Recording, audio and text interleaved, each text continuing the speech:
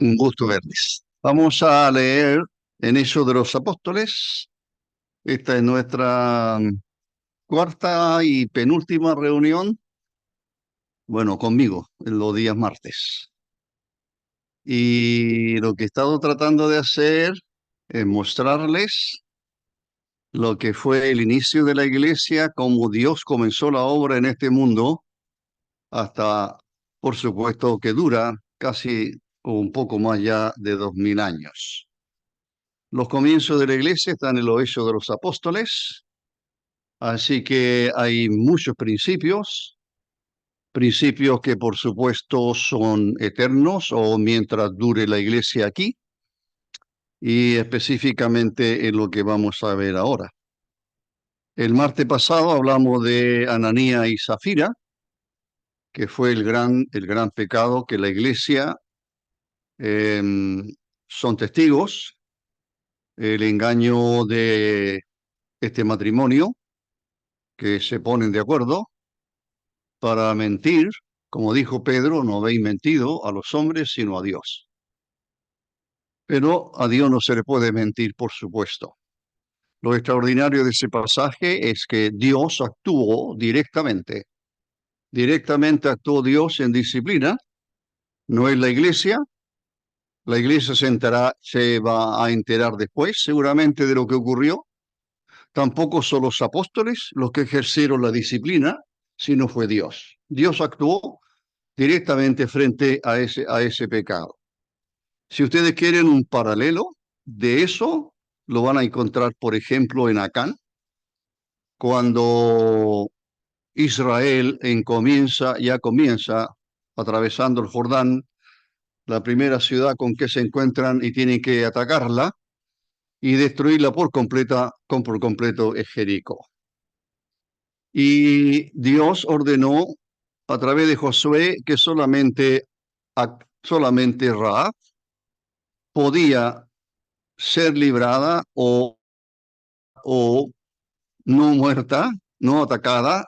Rahab y su familia fueron librados, aunque merecían morir como todo lo demás, pero Rahab había dado refugio a los espías israelitas, entonces les salva la vida. ¿Qué hizo Acán? No, Acán termina la guerra y ve en los despojos, porque la orden de Dios era destruir todo, y el oro, la plata, algunas cosas tendrían que ser guardadas para el tesoro de Israel o de Dios. Pero Acán dice que vio algo interesante. Así la tentación, siempre se fue brillante como el oro. Y entonces él vio un lingote de oro, él vio no sé cuántos ciclos de plata, un manto babilónico muy lindo y los guardó en su tienda. Y cuando Israel ataca en la segunda ciudad, que es la ciudad de Ai, entonces, con muy pocos hombres, no era necesario enviar más, Israel sufre la primera derrota. Y son abatidos o perseguidos y murieron varios soldados israelitas, 30 y tanto, cerca de 50. Entonces Josué no puede entenderlo, no puede entenderlo y llora amargamente por lo ocurrido porque el Señor lo dejó, por así decirlo, para ser vencido. Y ahí Dios le da a conocer que había un pecado en Israel. Creo que ese es un paralelo más cercano a lo que ocurrió con Ananía y Zafira. ¿Ha vuelto a ocurrir algo como Ananía y Zafira? No lo podemos saber. La muerte sucede y nunca sabemos cuáles son los propósitos de Dios. Pero si Dios actúa, sí. ¿No debiera actuar Dios? Bueno, Dios siempre va a actuar, pero lo hace a través de la iglesia, a través de los que son responsables. Ellos tendrán que actuar. Lo que vamos a leer ahora es el segundo gran problema que la iglesia tiene que enfrentar. Ahora ya es toda la iglesia en Jerusalén. Y eso es lo que vamos a leer. El título dice elección de 7 diáconos. No aparece el vocablo diáconos en este pasaje, pero sí aparece diaconía, sí aparece el verbo diaconeo, pero no aparece el sustantivo refiriéndose a los diáconos. Hay diáconos y hay diaconisas. ¿Serían estos los primeros? No son nombrados así. No son nombrados así. ¿Es una buena base? Sí. Pero es una buena base no solo para los diáconos, para cualquiera que siga al Señor.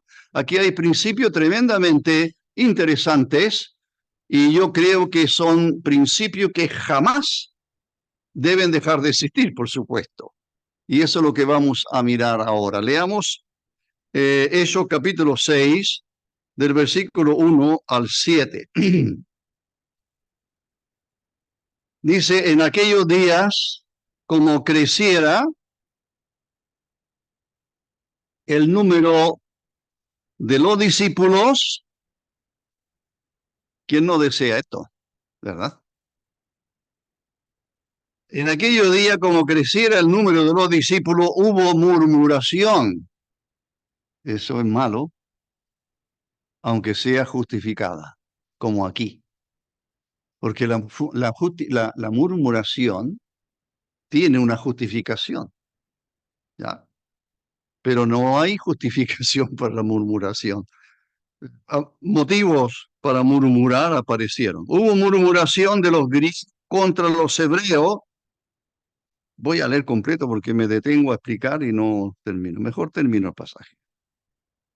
Hubo murmuración de los griegos contra los hebreos, de que las viudas de aquellos, de los griegos aquí llamados, los helenistas mejor, eran desatendidas en la distribución diaria. Entonces, los 12 convocaron a la multitud de los discípulos y dijeron, no es justo que nosotros, los apóstoles, dejemos la palabra de Dios para servir a las mesas. Buscad, pues, hermanos, de entre vosotros, dentro de la iglesia en Jerusalén, que era numerosísima, buscad a 7 varones de buen testimonio, llenos del Espíritu Santo y de sabiduría, a quienes encarguemos de ese trabajo. Y nosotros, los apóstoles, persistiremos en la oración y en el ministerio de la palabra. Agradó la propuesta a toda la multitud, a la iglesia en Jerusalén, y eligieron a Esteban, varón lleno de fe y del Espíritu Santo, a Felipe, a Prócoro, a Nicanor, a Timón, a Parmenas y a Nicolás, prosélito de Antioquía. Ahora me acordé de un Timón que conozco, sí.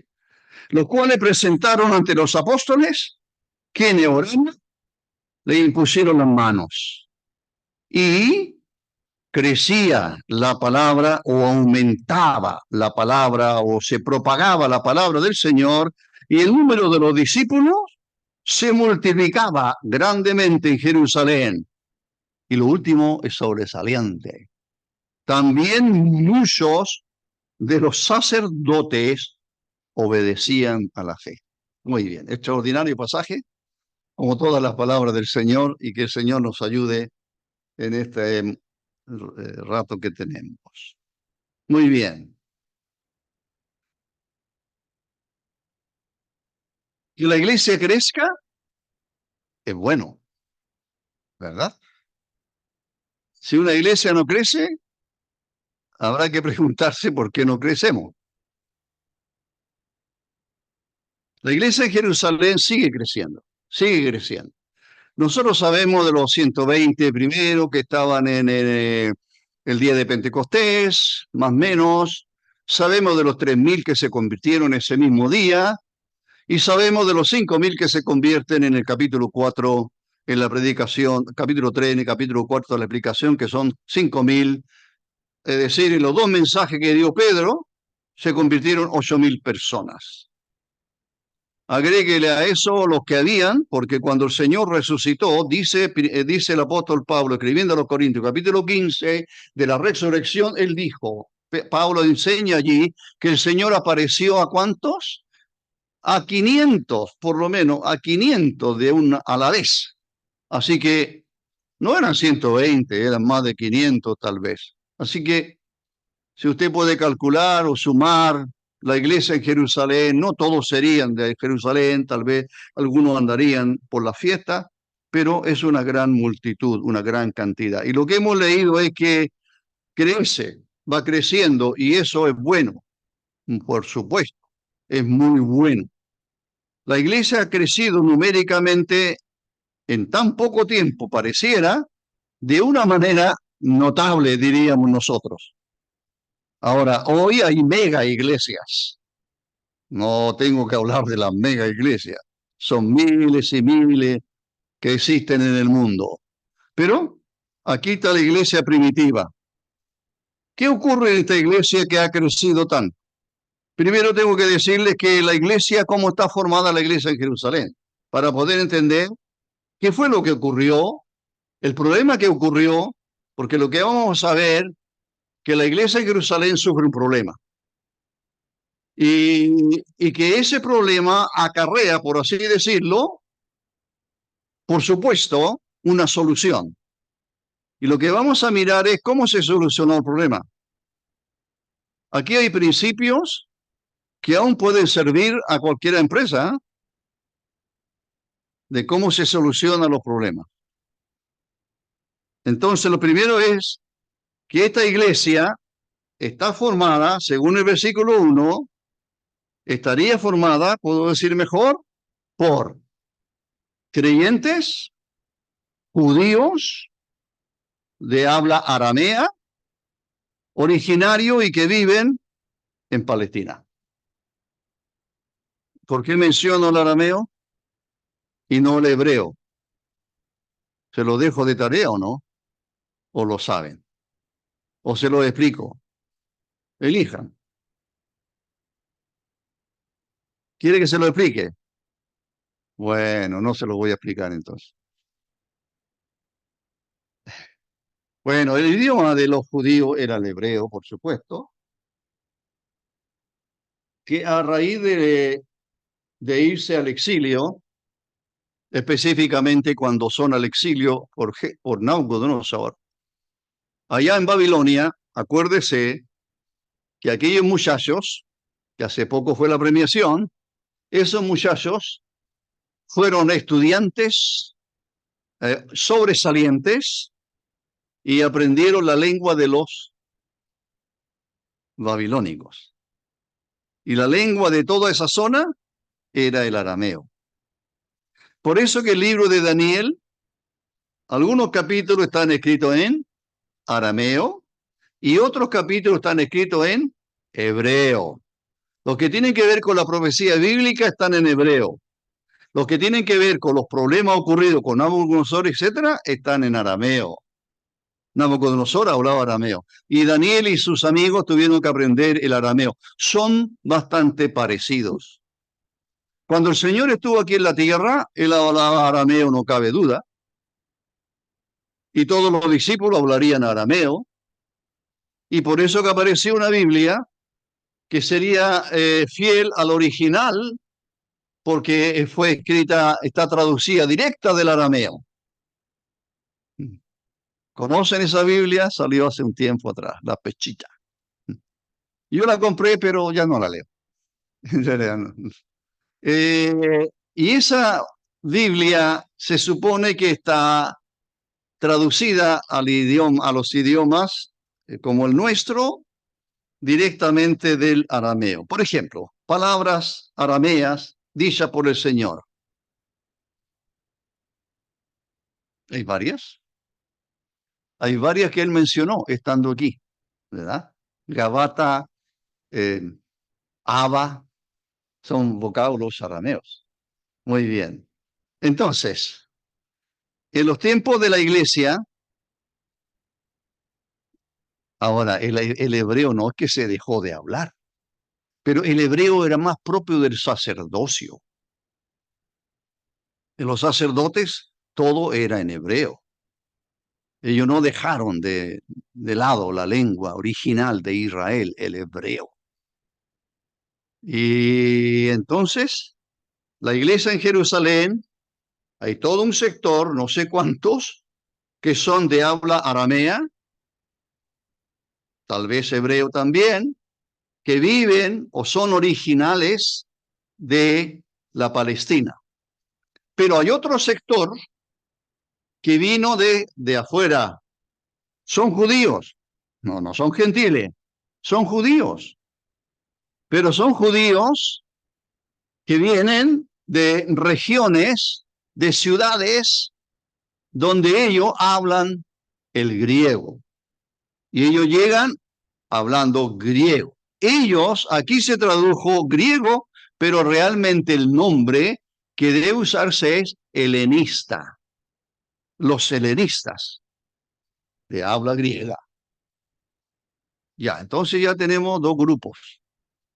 Un grupo originario de la Palestina, creyentes que hablan el arameo, y hay otro grupo de creyentes que han venido de ciudades diferentes, ciudades gentiles. Ellos son parte de la diáspora. Otro día les explico qué es lo que es la diáspora. Por lo tanto, ustedes la pueden investigar, la diáspora. Así que ellos componen la iglesia en Jerusalén. Hay que entender esto para entender lo que viene. Porque ¿qué es lo que viene después? Un problema.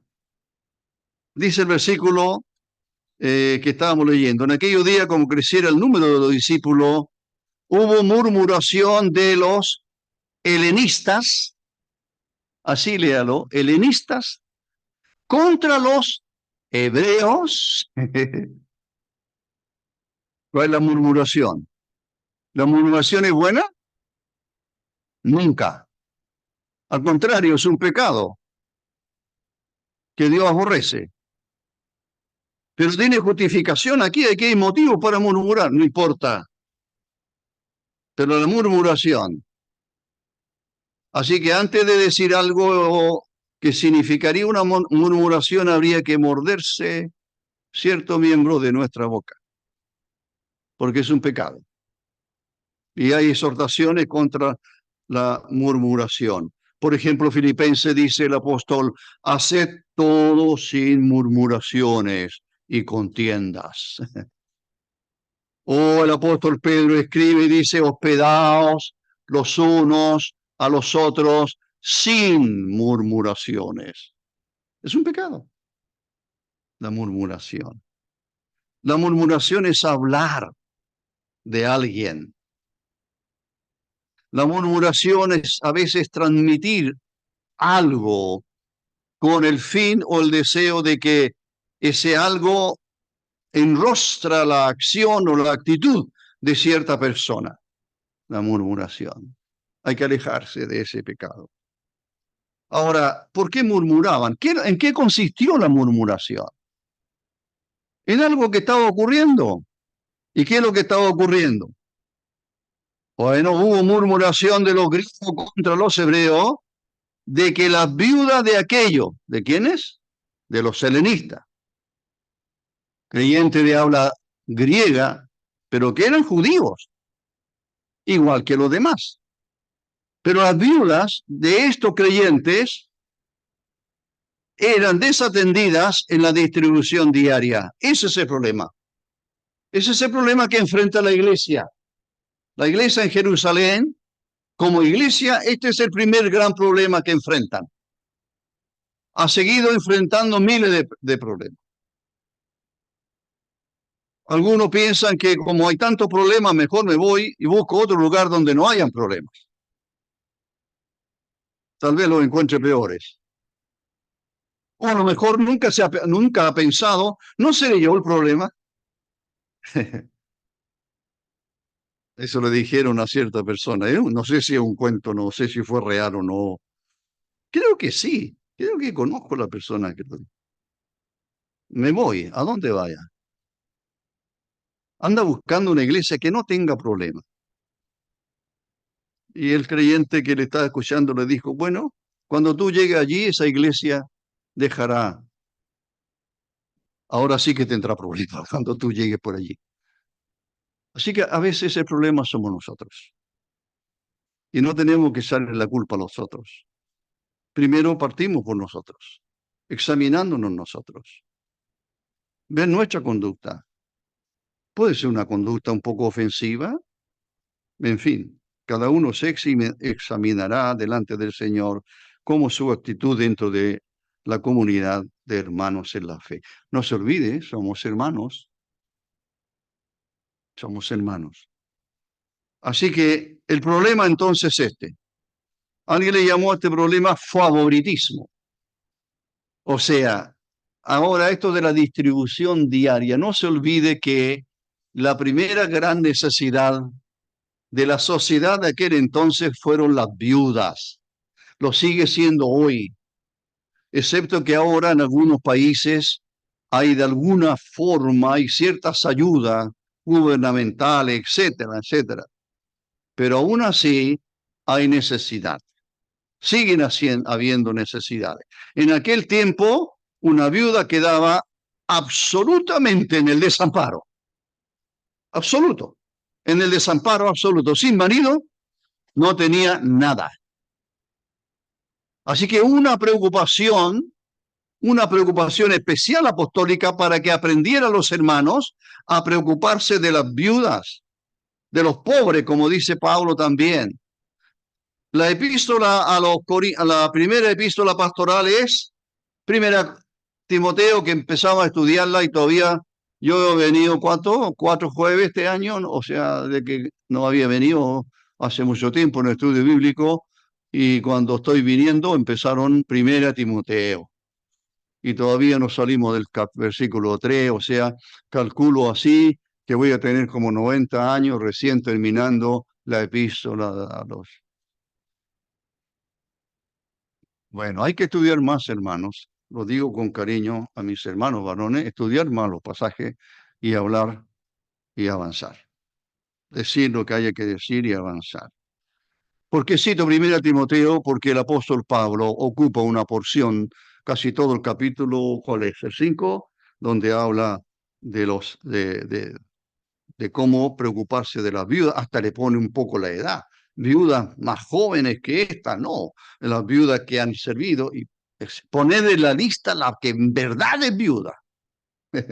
Pone algunos requisitos allí, pero había una preocupación, y aquí está. La iglesia en Jerusalén, de los miles de creyentes, hay una cantidad de viudas, no dice cuántas son, pero estas viudas, algunas son cuyos maridos fueron o eran de la región de ahí, de Palestina. Pero habían otras viudas cuyos maridos venían de regiones gentiles, pero también eran judíos. Y entonces, ¿qué pasó? Había una preocupación diaria de alimentación para estas hermanas necesitadas.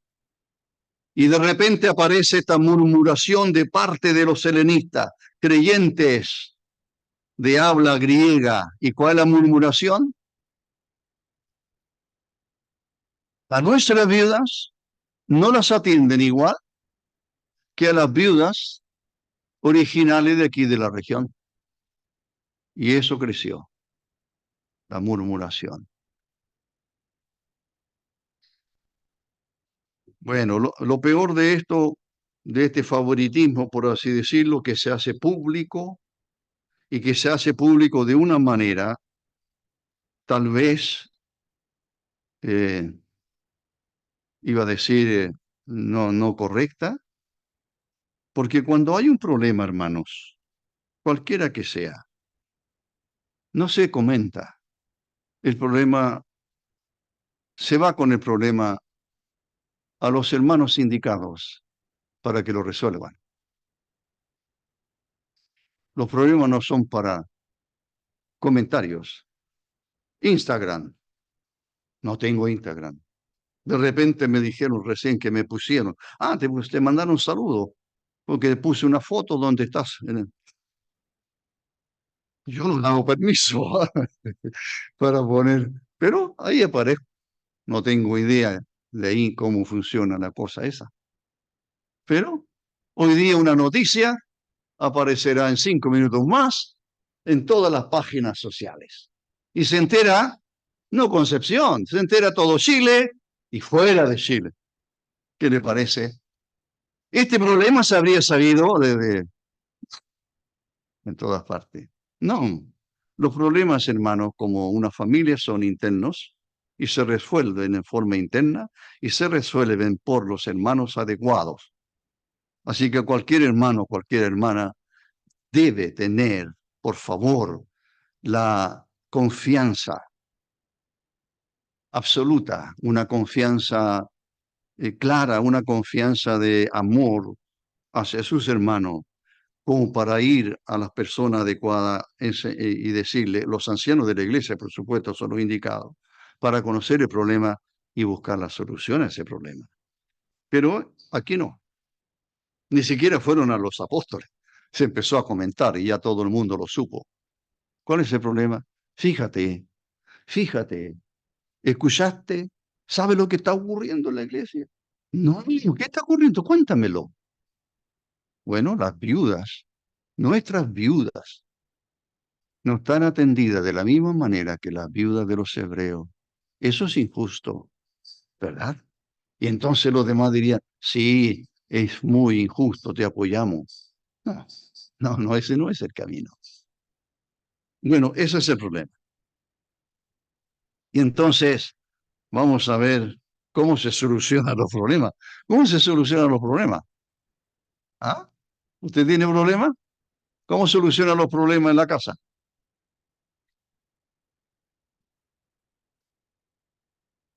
Bueno, hay que amarrar al hijo por un mes a pan y agua, listo, solucionado, ¿verdad? No, a la hija no, con más cariño a la hija. Azote. No les cuento cómo me castigaba mi madre a mí. Yo pensé que me iba a matar uno, pero lo hacía para asustarme. Bueno, eran otros años. ¿Cómo se solucionan los problemas? De eso lo vamos a ver ahora. Versículo 2. Entonces, los 12. ¿Por qué? Aquí están los 12, pues. Siempre han estado. Los ancianos están en la iglesia, están para escuchar problemas, están para ayudar, etcétera. Es su tarea. Es su tarea que el Señor impone y no se puede huir de ella. No. De los problemas no se huye. Los problemas se enfrentan y se busca la solución adecuada. Entonces veamos, entonces los 12 convocaron a la multitud de los discípulos y dijeron, no es justo que nosotros dejemos la palabra de Dios para servir a la mesa. No es propio. ¿Cuál es la tarea de los apóstoles? ¿Pueden servir a la mesa? Sí pueden. ¿Pueden barrer también? Sí pueden. ¿Pueden ir a comprar el pan? También pueden. ¿Pueden eso? Sí, pueden. Pueden hacerlo todo. No, no hay ser humano que pueda hacerlo todo, ¿verdad? No, no, no, por favor. Así que la tarea de los apóstoles era, y lo tienen muy claro ellos, la tarea de ellos, ¿cuál era? El ministerio de la palabra de Dios, la enseñanza del Evangelio, recorrer las ciudades de Palestina, predicando el Evangelio y ocupado en un tiempo, no sé cuánto tiempo dedicado a la oración. Lo tienen claro.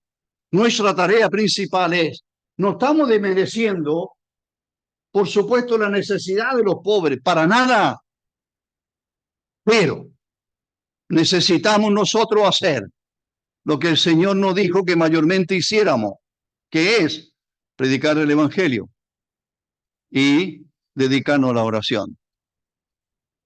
Los apóstoles lo tienen claro. Y entonces dice el versículo que estamos, no es justo que nosotros dejemos la palabra de Dios para servir a la mesa. Y entonces, mire, las necesidades apostólicas pueden ser muchísimas, muchísimas, pero ellos no son superhombres. No, ni los ancianos son superhombres. También tienen otro tipo de obligaciones que cumplirlas. Entonces, ¿qué es lo que se hace? Así que vamos a ver qué es lo que se hace. Versículo 3. Bueno, los apóstoles le dicen a la iglesia, vamos a aclarar las cosas. Nuestra tarea principal es esa. A lo mejor lo que estábamos haciendo con las viudas no fue lo más correcto, pero no somos capaces de hacer más. No podemos. No está diciendo no nos corresponde, no podemos, no hay capacidad. No hay tiempo, no hay capacidad física para hacer tanto. Entonces, mire el versículo 3. Aquí está la solución. Este quizás sea el pasaje central de este capítulo, de esta porción que hemos leído y que sirve realmente, y deberíamos tenerlo muy en claro porque aquí está la base de cómo se resuelven los problemas. Dice el versículo 3, los apóstoles son los que aconsejan. Los apóstoles reúnen a la iglesia y le dicen lo siguiente, busquen. ¿Quiénes? Los hermanos de la iglesia, no los apóstoles. Buscad, pues, hermanos de entre vosotros, busquen a 7 varones. Busquen a 7 varones. No sé cuánto se demoran. Ah, bueno, pero aquí está Carlito, que es súper simpático, muy agradable. Él tiene un carácter realmente muy amoroso, este hermano, Carlito. Ah, ya, Carlito. Aquí hay otro. Iba a poner Juanito, pero no. Otro nombre. Ya, ¿te gusta este? Sí. Sí, él es buen hermano, muy cariñoso, muy amable. También pongámoslo. No, ¿verdad que no se hacen así las cosas? Ni siquiera en el mundo, ¿ah? Buscad pues, hermano, de entre vosotros a 7 varones. Y pone tres requisitos, que yo quiero que se lo memoricen, lo tengan siempre presente. Hay 3 requisitos que se le exigen a los que van a cumplir una tarea, como es el servicio a las mesas. Usted dirá, servicio a las mesas, comprar alimentos, distribuirlo entre las viudas. Yo no sé cómo se hizo, no tengo idea, no sé. Si iban a almorzar a un lugar, ¿no? O les repartían en su casa, no tengo idea. No tenemos antecedentes de eso. Pero cada viuda tenía que tener su sustento diario. No podía quedarse.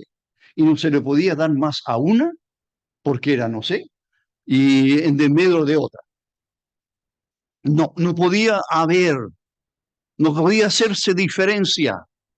Todos eran hermanas, todos somos hermanos. Todas ellas tenían la misma necesidad. Por lo tanto, había que atenderla de la misma manera porque todas eran hijas del mismo Dios, salvados por la gracia de Dios. Y entonces, los requisitos están aquí. 7 varones. Número 1, de buen testimonio. Número 2, lleno del Espíritu Santo. Número 3, lleno de sabiduría, a quienes encarguemos de ese trabajo. ¿Sabe lo que le llamó después de los años a esto? Delegar. ¿Usted conoce el concepto de delegar? Eso existe en todas las empresas. Estudié un año administración de empresas, aparte de mi profesión, mi carrera que tenía, porque era parte de un currículum para, etcétera. Y ahí nos juntamos con varios de la región y fuimos a la universidad por un año completo. Clase casi todos los días. Algunos ramos más difíciles que otros, pero estoy hablando del año 71. Año 71. Era otro tipo de administración, pero hay algo que hasta la fecha lo recuerdo. Y es el concepto de delegar. Número uno, jamás se delega la responsabilidad. Lo que se delega es la tarea. La tarea. Hay 10 tareas, yo no puedo hacer las 10. Entonces delego 3, busco. Me sirvió mucho, por supuesto. Para el cargo que tenía, me encantó estudiar administración de empresa. Ahí aprendí este concepto de delegar. Hoy día no sé cómo es, estoy totalmente alejado. Pueden haber nuevas técnicas, cada día están apareciendo más y más y más formas de hacer las cosas. Pero mire, lo primero que hicieron los apóstoles es, nosotros no podemos hacer todo, no somos superhombres. Entonces, hay que buscar otros hermanos que hagan esa tarea. Y nosotros seguiremos con estas otras tareas. ¿Les parece? Perfecto. Muy bien. ¿A quién escogemos? Bueno, aquí están los requisitos. Alguna vez usted ha mandado un currículum, ¿no es cierto?, a algún lugar, ¿verdad? En busca de trabajo. Yo no sé cuántos currículos leí en mi cargo en su tiempo. Cientos. Partía, como dije una vez, partía por la foto. No, este es muy feo. Este no, para afuera, para afuera. No, no. Así no era. Tenía que leer 100 currículos, escoger unos tantos, mandarlo a otro gerente, mandarlo a un psicólogo. El psicólogo le hacía un examen. Pero hay algo que me dijo en su oportunidad de gerente. Mira, Juan, el psicólogo no es el que elige, eres tú, porque tú vas a trabajar con ese profesional. Ah, ya. Pero lo que hace el psicólogo es sugerir. Él hace un perfil de la persona. Y de los 10 que examinó, te está diciendo esto, y algunas cosas este tiene pifia. Y me equivoqué una vez porque igual lo contraté, pero bueno, ya pasó ya. Bueno, ellos no mandaron currículum, ¿no es verdad? Pero hay algo que ellos tienen, que es testimonio. Y por ahí partimos. Testimonio. En la palabra martureo, ¿de dónde viene el verbo martureo? ¿De dónde viene otro vocablo? Mártir, testimonio. Y lo primero, entonces, tiene que ver con la reputación de la persona. Cuando está hablando aquí de buen testimonio, está diciendo no puede escoger por simpatía, no puede escoger porque es un familiar tan cercano tuyo, no puedes escoger porque tiene ciertas cualidades muy humanas. No, no, no, no, no. Primero que nada, fíjate cómo es su vida, qué reputación tiene. Eso es testimonio, tu reputación. Entonces, lo que se va a elegir es persona de un carácter impecable.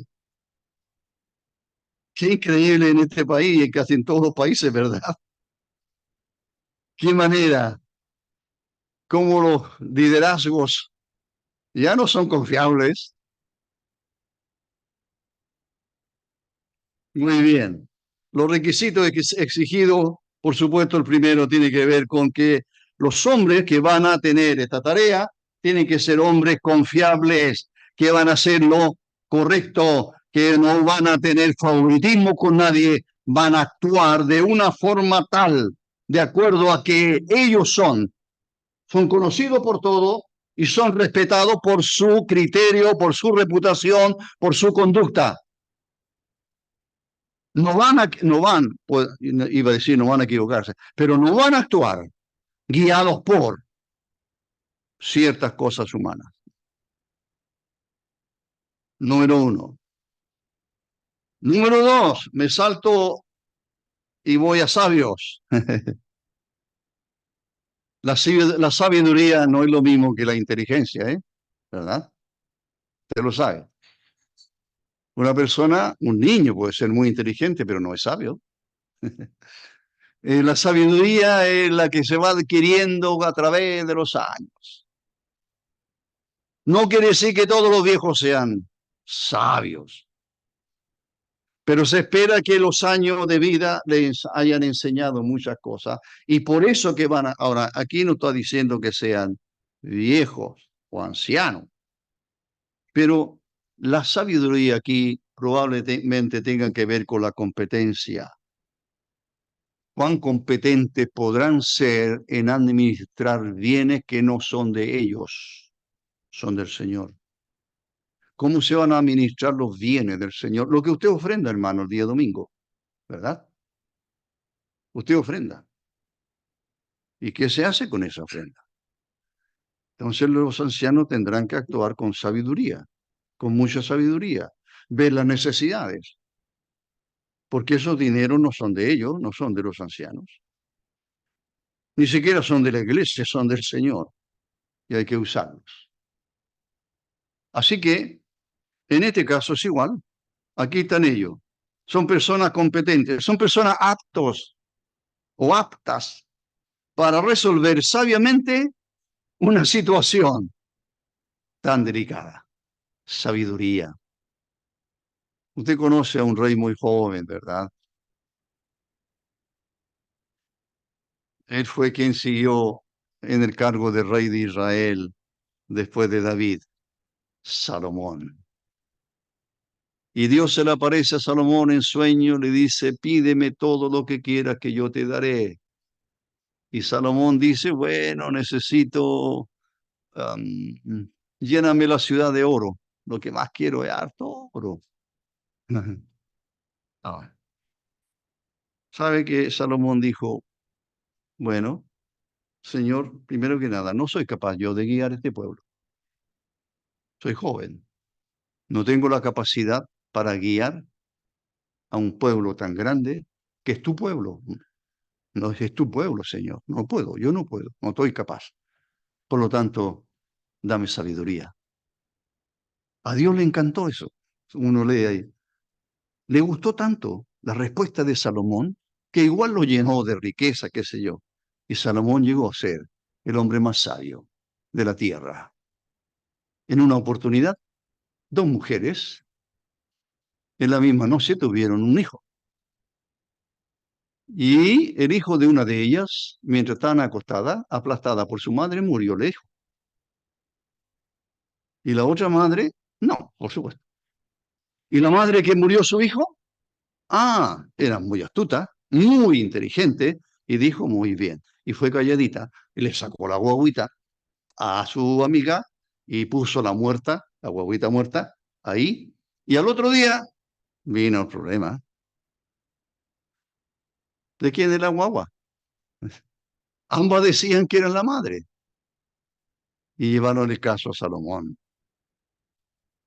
Y Salomón escucha a las dos. No, es mía. No, es mía, dice una. No, es mía. Y ahí están peleando. ¿Qué hace Salomón? Bueno, bien. No sé si él sacó la espada o tendría algún soldado ahí. Muy bien. ¿Dónde está el bebé? Aquí está. Mire, lo que vamos a hacer es lo siguiente. Y ahí está la mamá. Vamos a partir el bebé por la mitad. Y vamos a darle la mitad a una y la otra mitad a la otra. No, yo no me atrevería a hacer algo así, pero Salomón lo hizo. Y entonces la madre, que no era la madre de la bebé, dijo, sí, sí, estoy de acuerdo, la mitad para cada uno. Y la otra madre que dijo, no, no, no, no, no, no la parta, rey, désela a ella, no lo mate. ¿Qué hizo Salomón? Tú eres la madre. ¿Por qué? Porque él vio los sentimientos de la madre que aflorecieron. No importa que no lo pueda criar, pero ella, ese era hijo de él. La sabiduría, hermanos, es una gracia de Dios, es cierto, y que Dios nos haga sabios para criar hijos, para un hogar, en cualquier lugar que actuemos con sabiduría. Este fue el requisito. Número uno, buena reputación. Que nadie te apunte con el dedo. ¿Cómo eligieron a este si hace poco se robó como 10 millones? No, no pueden elegirlo a él. Reputación. Y el último, requisito. Uf, el más necesario, el de más envergadura, el de más consecuencias positivas. ¿Cuál es? Ser llenos del Espíritu Santo.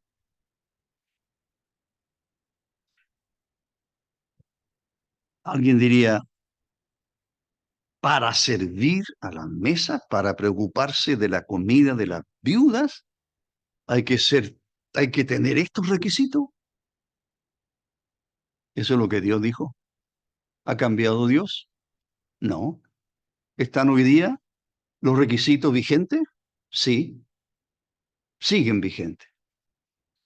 Y dice aquí el Señor en su palabra que el requisito, el tercero, es que sean llenos del Espíritu Santo, que sean realmente hombres de Dios, por sobre todas las cosas, que vivan en el temor de Dios, que se note en su hablar, que se note en sus predicaciones, si es que predicaban, me pareciera que sí, porque Felipe llegó a ser el evangelista, Felipe, Esteban, tremendo conocedor de la palabra de Dios. Era un hombre lleno del Espíritu Santo. Pablo escribe a los Efesios y dice, no os embriaguéis con vino en lo cual hay disolución, sino más bien sed lleno del Espíritu Santo. ¿Sabe? Un hombre o una mujer llena del Espíritu Santo, jamás va a ser algo que deshonra a Dios. Jamás. Por lo tanto, tenemos que anhelar ser llenos del Espíritu Santo. Que Él nos guíe en lo que hablamos, en lo que pensamos, en lo que hacemos. Ser lleno del Espíritu. Así que estos criterios, perdón, que se establecieron, o estos requisitos que se establecieron, no se trataba, insisto, de elegir a cualquier individuo por amistad, por afinidad, por capricho, porque era, no sé, familiar. Eh, Eso se usa, ¿cómo se le llama eso en el mundo hoy, verdad? Pituto, algo así o no, no, algo. Oye, ¿cómo entraste a esa tremenda empresa? No, es que mi papá es amigo del gerente y ahí logré entrar. No, no, espero que nadie haya entrado de esa manera, sino que haya cumplido con los requisitos que le exigieron, ¿verdad? Es que me recomendó el Papa. No, perdón. No, no, no recomiendo. No, no es por recomendación, hermano, son los requisitos. Y la iglesia, ¿sabe usted que lo está eligiendo la iglesia? No los ancianos, eso me llamó la atención. Perdón, los ancianos. Bueno, los apóstoles dijeron a la iglesia, escojan, elijan, busquen 7 hombres. Número 1, de buen testimonio. Número 2, lleno del Espíritu Santo. Número 3, que sean sabios para darles esta tarea. Y la iglesia los buscó. Tal vez lo buscó, a lo mejor se demoraron muchos días, buscaron. Y empezaron. Y nombraron Esteban, lleno del Espíritu Santo. Y estos requisitos, como dice, jamás van a perder vigencia. Y los 7 elegidos, ¿sabe usted que todos tienen nombre griego? ¿Cuál era el problema? Eran con las viudas de los helenistas. Y todos estos nombres, Esteban, Felipe, Nicanor, etcétera, todo eran de apellido griego. ¿No es un acto de tremenda condescendencia de toda la iglesia y pensar, elijamos hermanos de origen griego y evitamos este problema? Pero eligieron muy bien, porque Esteban llegó a ser el primer mártir tremendamente eh, grande, y lo respeto, amo a Esteban.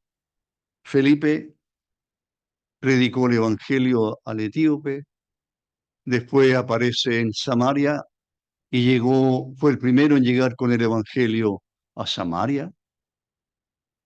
Bueno, Esteban, varón lleno de fe. Mire lo que dice todavía el Señor, varón lleno de fe y del Espíritu Santo. Nicolás, Nicolás era prosélito de Antioquía. ¿Por qué significa un prosélito? ¿Se lo explico o no? ¿No? No. Ok. Prosélito. Bueno, era una persona no judía, como el etíope, por ejemplo, en cierto modo, aunque se convirtió al Señor. Pero un prosélito era una persona no judía que se hacía judía, prosélito. Y este Nicolás era prosélito de Antioquía, no era un judío de nacimiento, había entrado al judaísmo, atraído seguramente por conocido, no sé. Les impusieron las manos, versículo 6. Esto de imponer las manos tiene varias excepciones, no voy a explicarlas todas, pero era un símbolo. A veces se usaba para impartir dones en el Antiguo Testamento, para impartir ciertas gracias divinas, etcétera. Pero probablemente aquí sugiere la idea, probablemente digo sugiere la idea o la encomienda de una tarea. Sugiere que hay aquí un grado grande de identificación. Los 12 se están asociando a los 7. Le estarán diciendo los 7, vuestra tarea es nuestra tarea. Imponer la mano. Muchas veces tiene que ver con eso. Y termino el versículo 7 con esto increíble que ocurrió después del problema. Mire lo que ocurrió después del problema. ¿El problema está solucionado? ¿Está solucionado el problema? Sí. ¿Está bien solucionado? Sí. ¿Cómo se solucionan los problemas? De esta manera, de esta forma. Puede que haya más rasgo, más detalle, pero esta es la forma de solucionar los problemas. El versículo 7 dice, y crecía la palabra del Señor, o avanzaba la palabra del Señor. Número 1, o sea, hubo después de esto, hubo un desarrollo más grande aún, en que el Evangelio siguió abarcando toda la Palestina. Número 1. Mire lo que sigue después. El número de discípulos aumenta. Aumenta la predicación del Evangelio, se convierte en más personas, aumenta el número de creyentes, y lo más sobresaliente tal vez, muchos de los sacerdotes obedecían a la fe. Los sacerdotes. Y dice muchos, no dice uno o dos. Así que lo más probable es que estos sacerdotes ayudaron muchísimo. Yo creo que sí, por el conocimiento y la experiencia que tenían, tienen que haber sido de mucha ayuda a la iglesia primitiva. Ellos serían de gran apoyo para validar el mensaje cristiano que está incipiente, predicándose recién. Muchos sacerdotes. Un comentarista, un maestro estaba diciendo, comentando aquí, decía, pobre Caifás, ¿cómo estará llorando el pobre? Perdiendo a tantos sacerdotes, quien fue el que, por supuesto, fue el primero en enjuiciar al Señor y condenarlo a la cruz. Pero muchos sacerdotes, a lo mejor estuvieron allí en el juicio, ¿eh? Tienen que haber estado allí, cuando juzgaron al Señor esa noche. Muchos sacerdotes tienen que haber estado allí. Y mírenlo ahora, convirtiéndose al Cristo que ellos mismos habían condenado. Ah, Dios, Dios, el Dios nuestro es extraordinario, impredecible, por supuesto. No sabemos cómo va a actuar. Hermanos, que el Señor nos dé los requisitos estos para cualquier servicio al Señor, que privilegiemos en nuestra vida ser hombres de palabras, ser hombres honrados, hombres y mujeres honrados, de buena reputación, buen testimonio, que nadie nos apunte al contrario, que confíen en nosotros porque, no, es creyente, confiamos en él. Su manera de hablar, su manera de presentar, su manera, etcétera, de trabajar, es un hombre honrado a toda prueba, confiemos en él. Hombres llenos de sabiduría, no se apresuran a responder, pensarán su poco. Hombres llenos del Espíritu Santo, eso cuesta mucho. No me puedo dar cuenta cuando una persona está llena del Espíritu Santo, ni me doy cuenta yo mismo si soy lleno del Espíritu Santo. Es difícil. Oremos. Padre nuestro, te damos gracias por el ministerio de la palabra, te damos gracias por habernos dejado este libro tan precioso. Todo tu libro es precioso, inigualable, y por supuesto, leer los comienzos del Evangelio en el mundo, como tu Evangelio glorioso está siendo predicado cada vez más y cada vez más personas de diferente índole, de diferentes estratos sociales, se están convirtiendo al Señor. Te damos las gracias a nuestro Dios por abrir nuestros ojos porque no estamos exentos de problemas, pero también nos enseña que los problemas sí tienen solución y la solución parte por vivir cerca tuyo. Te damos las gracias. Danos sabiduría, que si realmente anhelemos ser llenos de tu espíritu, que realmente seamos hombres y mujeres, hijos tuyos, de buen testimonio, de buena reputación. Te damos gracias en el nombre del Señor Jesús. Amén.